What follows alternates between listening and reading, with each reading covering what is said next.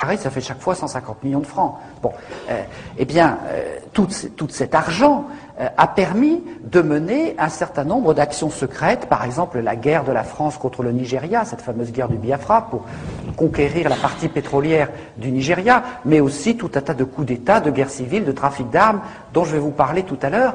Et tout cela a été alimenté par un certain nombre de circuits financiers parallèles, par les surfacturations des gros chantiers, par un certain nombre de petites entreprises de sécurité dans l'environnement pétrolier qui faisaient payer 3 fois leurs prestations et qui étaient dirigées par des gens comme Denard. Donc la différence servait à leurs bonnes œuvres. Ou bien les missions de coopération, nous en avons eu la preuve, avaient des petites sociétés barbouzardes qui leur facturaient 3 fois le prix pour se mettre de côté la différence et puis pouvoir mener leurs actions parallèles. Donc on a mis tout un tas de mécanismes qui permettaient de pomper le fric, si vous voulez, des pompes à fric, qui permettaient de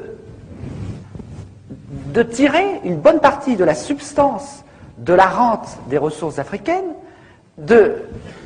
et de l'extraire, notamment, grâce au franc CFA. On vous dit toujours le franc CFA, c'est un cadeau fait à l'Afrique. Le franc CFA, ça veut dire colonie française d'Afrique, je vous rappelle. Bon. Le franc CFA, étant donné que c'est un franc convertible, ça permettait de manière très simple que quand on faisait un don ou un prêt à l'Afrique, eh bien l'avion repartait aussi vite de Yaoundé ou de Lomé pour aller en Suisse, et là les billets neufs, grâce à la convertibilité du franc CFA, étaient transformés en devises et partagés entre le décideur français et le responsable africain. Une partie de la dette de l'Afrique qui s'explique comme ça. Bon, mais c'est vrai, ça c'est le mécanisme le plus simple, il y en a d'un peu plus compliqué, c'est toujours le même principe.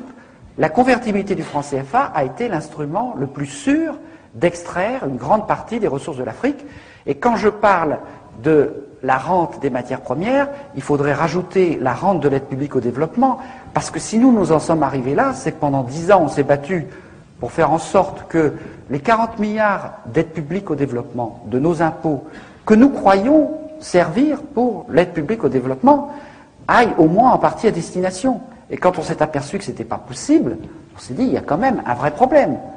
Il y a 98% de ces 40 milliards qui sert à autre chose qu'à lutter contre la pauvreté.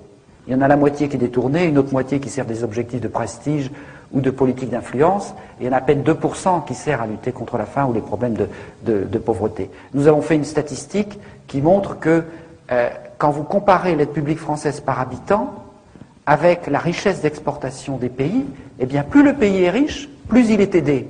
Alors, on ne va pas vous dire que c'est pour lutter contre la pauvreté. Plus il est pauvre, moins il est aidé. On voit bien à quoi ça sert et où va l'argent. Je n'ai pas le temps de développer ça, mais il faut bien voir que toute cette politique qui a été mise en place, donc à la fois de pillage par des moyens occultes, de présence barbouzarde. Alors, chaque chef d'État avait à côté de lui un officier de la DGSE qui était chargé de veiller à la sécurité de ce chef d'État ou le débarquer du jour au lendemain quand il avait cessé de plaire.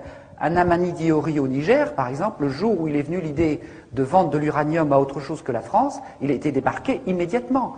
Quand Denard a débarqué aux Comores en 1995, il y avait des officiers de la DGSE qui étaient chargés de la protection du président en place. Eh bien, ils se sont retirés pour laisser partir le président, parce que ce président-là, Johar, avait cessé de plaire. Donc, on voit bien qu'on est dans un mécanisme du degré zéro de l'indépendance, que ce soit au niveau politique, au niveau monétaire, au niveau économique, au niveau militaire. Là non plus, j'ai pas le temps de développer, mais tous les généraux, les officiers sont formés en France, recrutés, n'ont une carrière rapide que ceux qui entrent dans les cercles d'initiés, et ces généraux deviennent assez souvent d'ailleurs chefs d'État et sont dans un copinage permanent avec les réseaux militaires de la France-Afrique. Donc on est dans un mécanisme de captation de la dépendance totale. Pour vous donner un dernier exemple, qui est le plus caricatural, enfin peut-être pas, mais le plus actuel, c'est ce qui se passe au niveau des élections depuis 1990. Parce que, vous comprenez, dans la mesure où on met ici en place des chefs d'État amis, et on leur dit, enrichissez-vous, confondez l'argent public et l'argent privé, donnez l'exemple de la corruption. Dans la mesure où on dit ça à ces gens-là, on comprend bien que le développement, il n'a pas été très loin. Si vous passez du service public qui restait un tout petit peu au moment des indépendances au self-service public généralisé, si vous avez cette corruption qui monte, en plus la baisse du cours des matières premières, et puis ensuite, je vous expliquerai le scandale de la dette, vous voyez bien que ces dirigeants, quand est arrivée en 1990 une incroyable poussée démocratique en Afrique, ils ne pouvaient pas dire au peuple « élisez-moi parce que je vais faire le bien et le développement du peuple ». Et à ce moment-là, ils se sont mis, et j'en dirai quelques mots, à utiliser l'arme ultime du politique, qui est l'arme du bouc émissaire, l'arme de la manipulation de l'ethnisme, en disant si vous votez pas pour moi, ce sera l'ethnie détestée qui va venir prendre la place à ma place, et c'est ce qui s'est passé exactement au Rwanda, ce qui a failli se passer en Côte d'Ivoire, et qui menace un certain nombre de pays d'Afrique. Mais pour assurer en même temps la continuation de ces régimes usés, mis en place par la France-Afrique, on a trouvé une formule extraordinaire de coopération en iceberg.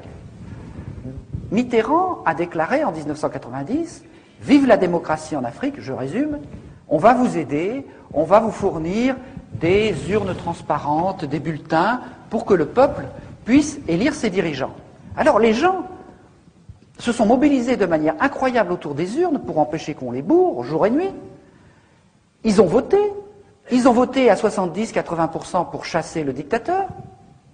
Et puis, en même temps qu'on faisait cette coopération à ce niveau-là, on envoyait dans la capitale, auprès des ordinateurs chargés de centraliser les résultats, des coopérants très spéciaux issus des réseaux Pasqua ou de la mairie de Paris, où en fraude électorale on est relativement adroit, et avec des logiciels un peu spéciaux, on faisait en sorte que les 80% de votes contre le tyran se transforment en 80% de votes pour le tyran, ou en 52% s'il était modeste.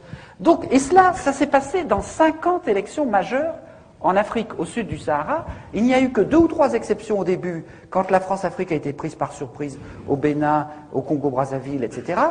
Et puis, 2 ou 3 à la fin, quand des peuples ont trouvé la parade. Au Niger, par exemple, il y avait un dictateur installé par Foccart, il a été renversé, la France a hurlé à l'interruption du processus démocratique, n'est-ce pas, puisque le dictateur a été renversé. Et donc, les officiers qui avaient renversé le dictateur ont organisé des élections tout seuls, et ça a été les élections les plus incontestées d'Afrique depuis 40 ans. Bon, au Sénégal, où il y avait un régime ultra corrompu, ils ont trouvé la parade en jumelant les téléphones portables et les radios locales, ce qui fait qu'ils ont annoncé en direct les résultats, court-circuitant les manœuvres qui se passaient à ce niveau-là avec les réseaux france-africains. C'est d'ailleurs pour ça